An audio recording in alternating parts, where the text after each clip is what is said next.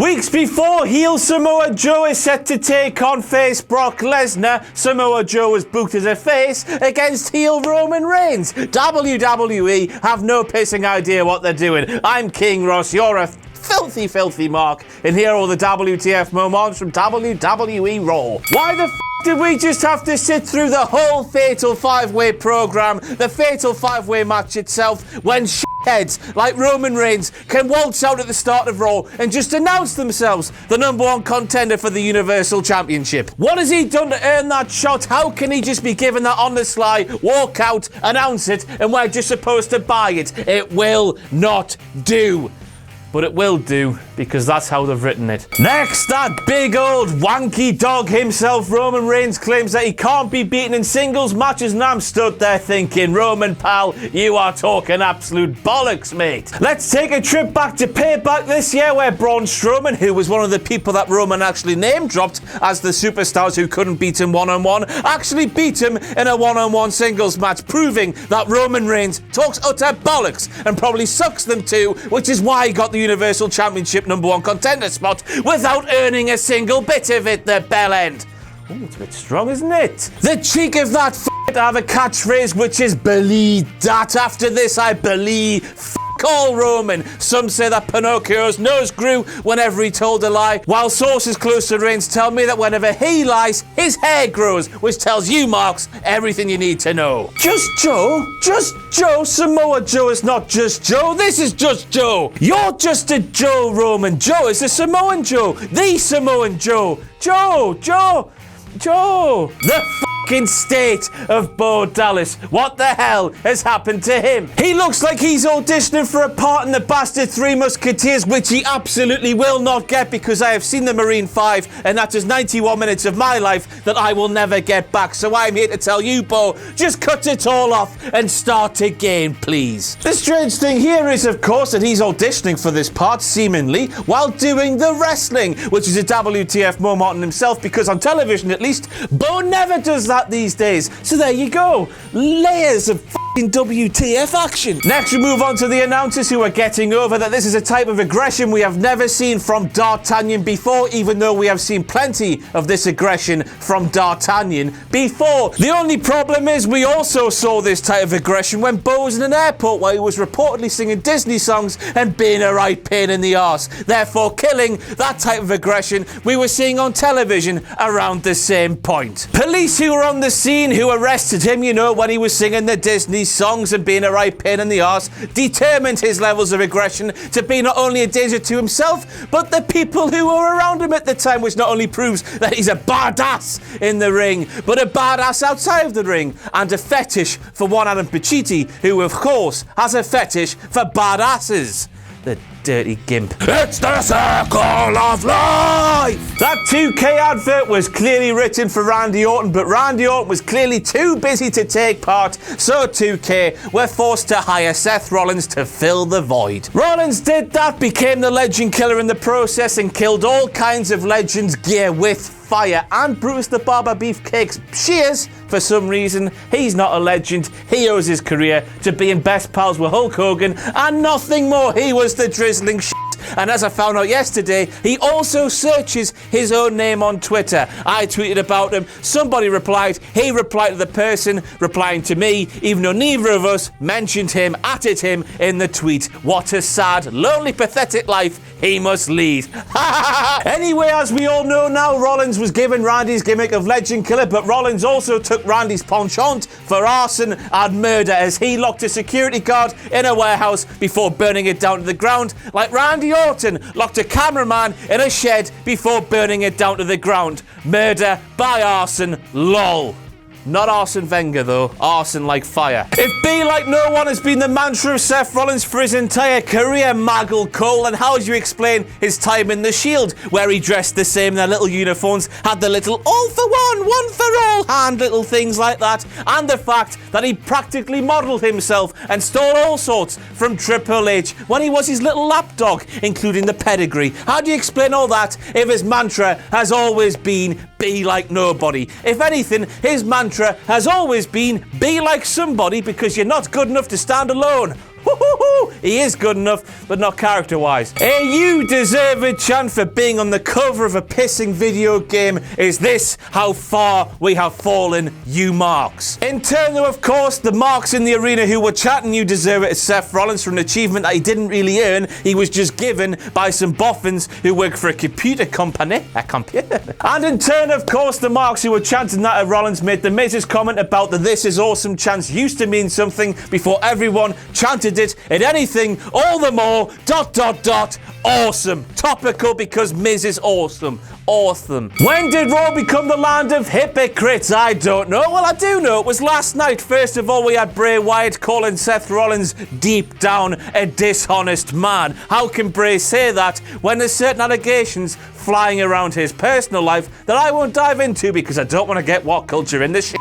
All I'm going to say is Bray Wyatt is a bit of a dirty Dirk. Then we have Seth calling Bray a coward before attacking Bray out of the darkness off the top rope when Bray couldn't see, before scarpering up the ramp before Bray could retort. So Bray is exactly what he's claiming Seth is, and Seth is exactly what he's claiming Bray is. Next we move on to Maggle Cole and the fact that he used the word "turnt" on commentary before giggling like a little schoolgirl. Now, I don't have a Scooby-Doo what the word "turnt" means, but I certainly know what the word "taint" means. Taint, of course, is the spot between the arsehole and the bollocks which stops us blokes shitting on our bollocks. Maggle, as long as he's using words like "turnt," words that don't suit him because he's a granddad, will always be comparable to a taint. Stop using them, Maggle. They are horrible. Titus O'Neil had dinner with the Dalai Lama.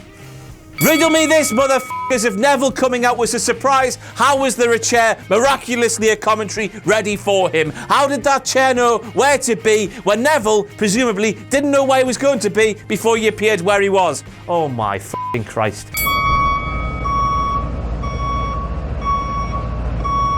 It's Taz, kind of, but Braun Strowman in what is the WTF moment here is back 4 months earlier than he was supposed to be. Somehow, while he was away, he's turned into John Cena. And you smarks like booing John Cena, don't you? So start booing Braun. Go on, I dare you! But the main thing about Braun's return that I love is the implication that he's been in hospital this entire time, that he was using that ambulance as a f***ing Uber. Miz took to YouTube to look at videos of how to fix a grandfather clock. I took to YouTube to see if he was talking shit, since the rest of the roster on WWE Raw last night were talking absolute shit. And it turns out he was. There's bare videos of how to fix the drivetrains, the chime, the beat, but there's no f***ing videos of how to perform surgery on a grandfather clock and reattach its bastard heat. Because as we all saw on Raw a couple of weeks ago, The Miz laid the smackers down on that sorry grandfather clock's arse and blew it into smithereens. It was all over the shop. He didn't have to repair these little fiddly bits inside. He had to perform reconstructive surgery on that sorry thing and piece it back together. And there was no videos on YouTube for that. So Miz, bollocks like the rest of them. What the f*** is Jeff Hardy doing there? His genetics are clearly not right. He's a WWE superstar, but he's watching television like a bastard normal human being. He's a witch. Vince McMahon will be saying, burn him, burn that witch, burn him. I don't lose one-on-one, Roman Reigns said at the start of the night. Cue footage from WWE of Samoa Joe beating him in a one-on-one match. Well done, you shitheads. You see, this is what happens when you have fantastic thinking from creative teams, with teams being the crucial word here. You see, if you have a small group of people writing the television show, you get continuity correct. When you have teams of massive people writing the show, continuity goes out the bastard window because people don't talk to each other and mistakes flood in. So the moral of this story is get rid of those creative team movie writer bastards and just hire a few key people to write a more concise and higher quality wrestling show. Booker T, when this image was on screen, exclaimed, talk about a fatal five-way. The six of them. Booker, just because you're a five-time WCW champion doesn't mean that automatically the answer for every numerical question is 5. Unless, of course, now I'm not ruling this out, Booker T can't actually count. Or judging by the fact his second name in kayfabe terms is just an initial, I reckon he can't spell either, the silly prick. Remember how Bayley's not here to put bruises on folks, she's here to put smiles on people's faces? Well, guess what? When she appeared on WWE Raw Raw this week, the first thing she did when she got in the ring was lay a couple of stiff forearms to the faces of Alexa Bliss and Emma, and a punt straight to the face of Emma. If she's not here to make bruises, what are her intentions by doing those moves? I'll tell you what, she's such a sick f***er, she wants to break their jaws, make them go into plastic surgery, have reconstructive surgery on their faces, so they're giving all those creepy smiles like the Joker is in the Bat Farm.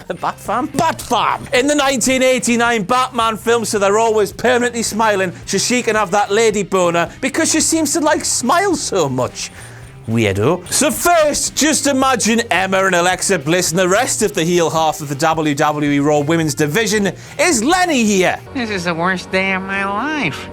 And then, just imagine Bailey, after saying she's not here to bruise people and then laying the f*** out of them with a forearm, is Homer. Oh, look at me. I'm making people happy. I'm the magical man from Happy Land in a gumdrop house on Lollipop Lane. Oh, by the way, I was being sarcastic. Big Show says Kurt Angle's known him for long enough to know that he is a good egg. A good boiled egg. Kurt knows Big Show wouldn't do that to Enzo and Cass. He knows he's a lovely person. What the f*** is he talking about? Knowing Big Show for a long time is to his detriment in this scenario because Big Show often wakes up some mornings and doesn't know whether he's a good guy or a bad guy. He's flipped from heel to babyface so much, you can't trust that f***er as far as you can throw him. And considering he weighs a hell of a lot, you can't throw him very far, so you can't trust him very far either. Corey Graves, he's a bit of a shit stirrer, isn't he? Yes, he is. Why is he allowed to openly record his colleagues, and then why is he allowed to share his personal collection of CCTV tapes in front of the world? It's all a bit weird, isn't it? I bet that dirty bastard was responsible for the peepholes at Wet n Wild as well. WWE being spiteful bastards once again, and I love it, Maggle. Big Cass on Raw last night revealed that he had a bump the size of a baseball on the back of his heat, but somehow WWE's medical team, according to Corey Graves at least, have no recollection of seeing this baseball on Big Cass's heat. However, an independent medical team, who were the EMTs in whatever arena they were in, did see it and treated him for it. Now, King Ross, I hear you cry, what's this got to do with shit stir? And I'm here to tell you, remember CM Punk in that shoot interview, he claimed he had a staph infection on his back the size of a baseball. WWE's medical team did nothing about it. All they did was give him a bit of medication, told him to go out and wrestle. The combination of this medication and the wrestling caused him to shit himself in the middle of the ring. Punk went to an independent medical team. The medical team diagnosed the staph infection. He got it sorted out. Can you see where this is going now? Surely, for the love of f***ing Christ, you can, but you're a filthy mark, so I know I'm going to have to explain this for you, but I can't be asked, work it out yourselves. And we finished with Kurt Angle and the fact that he dragged everybody out in front of the entire world on WWE Raw to present his findings in the Enzo and Cass case. Now, initially I was sat there thinking, how could Kurt Angle have worked this case out but not have worked out the case about who's texting Corey Graves? Surely if he can work out one, he has the brain power and the sources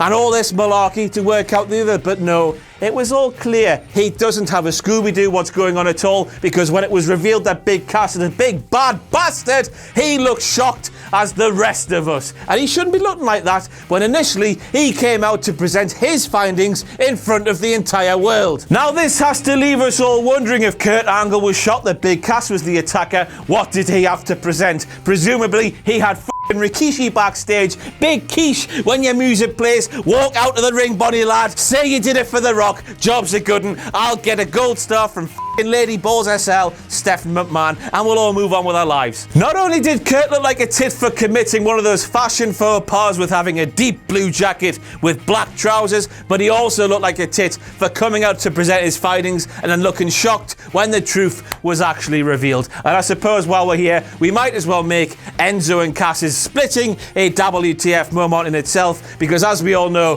WWE Raw's tag team division is completely stacked and there's no room for them whatsoever. A tag team that many people, although Enzo Amore I think, has morphed into a massive bellend since getting promotion to the main roster. A tag team who some people are invested in. There's no room for them. Let's have more of Heath Slater and Rhino, let's have more of them. That's what we... Oh, God almighty me. I've been King Ross, you've been a dirty mark, and what's it? Weast your pie holes, you dirty, sweaty marks. You think you're a smart mark, do you? A smart, is it? Then answer me this simple wrestling question. Who was the only member of the NWO to never have worked for WCW?